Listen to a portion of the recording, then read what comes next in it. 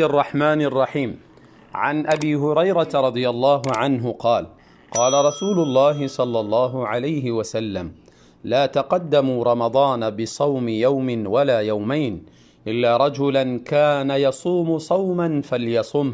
متفق عليه.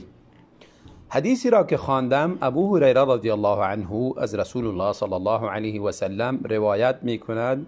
فرمودند رسول الله صلی الله علیه و سلم: لا تقدموا رمضان بصوم یوم ولا یومین، شما سبقت نکنید رمضان را به روزه گرفتنی یک روز قبل یا 2 روز قبل. یعنی قبل از رمضان 1 روز 2 روز قبل روزه احتیاطی نگیرین. روز شک که برش گفته می شود، یعنی احتمال است که رمضان باشد یا نباشد، به خاطر از او احتیاطاً روزه می گیرن.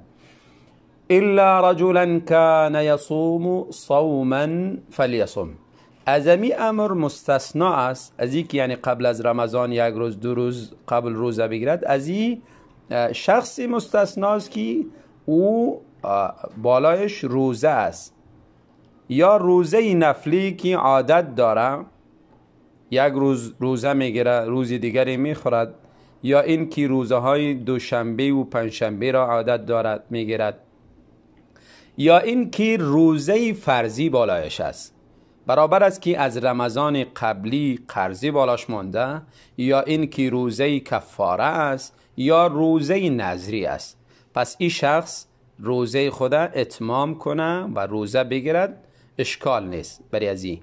اما شخصی عادت نداره احتیاطاً قبل از رمضان ایام شک را روزه میگیرد، ای در حقیقت رسول الله صلی الله علیه و سلم را مخالفت کرده. در سنن ترمذی روایتی از عمار ابن یاسر رضی الله عنه میارد که فرمودند کسی که روز شک را روزه میگیرد در حقیقت ابوالقاسم را مخالفت کرده. ابوالقاسم یعنی رسول الله صلی الله علیه و سلم را. پس ما باید مطابق گفتار رسول الله صلی الله علیه و سلم و همچنان مطابق کردار رسول الله صلی الله علیه و سلم ماه رمضان را استقبال کنیم و روزه بگیریم. عادت رسول الله صلی الله علیه و سلم در رمضان چی بودن و چی طریقه روزه ماه رمضان را اثبات میکردن و میگرفتن؟ رسول الله صلی الله علیه و سلم میفرمایند، حدیث در صحیح بخاری و صحیح مسلم میآید: اذا رأیتموه فصوموا.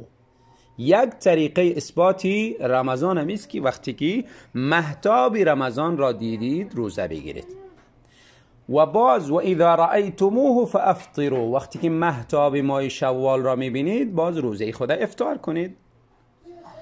اگر چنین چیزی میسر نشد، طریقه دوم چی است؟ فإن غم علیکم، ابر بود، مشکل بود، مانعی بود، نتوانستیم ماه رمضان را ببینیم، یا این که ماه شوال را ببینیم، هر دو را امکان نبود، فإن غم علیکم فاقدروا له، پس شمار کنید. رمضان قبل از رمضان ماه شعبان را شمار کنید، 30 روز تکمیل کنید و بعد از او در رمضان داخل شوید روزه بگیرید. و اما رمضان اگر دیده نتوانستید مهتاب شوال را 30 روز تکمیل کنید و بعد از او افطار کنید. و این روشی رسول الله صلی الله علیه و سلم بوده. پس اگر ما خودمان نتوانستیم هلال دیده، یعنی مهتاب نمیتونه، هر شخصی به خصوص در وقتی ما دیده نمیتونه، چی کاری کنه؟ پس این اشخاص تابع دولت ها هستند، به خصوص دولت های اسلامی الحمدلله در اکثر کمیته های هلال دارن، لجنه هلال دارن. لجنه هلال اینها کمیته های هلال وظیفه دارن، اینها از طریق دوربین های پیشرفت یا این که در مناطق بلندی بالا میشون اونجا کوشش میکنن که مهتاب را ببینن. پس هر یکی از اینها یک مسلمان اگر دید، شاهدی داد، همه اهل دولت بالایشان فرض است که روزه بگیرن. اما دولتی که چنین کمیته‌ای وجود نداشت، اونها تابع دولتی که چنین کمیته‌ای داره، تابع از اونها خود گردانده روزه را موافق از اونها بگیرن.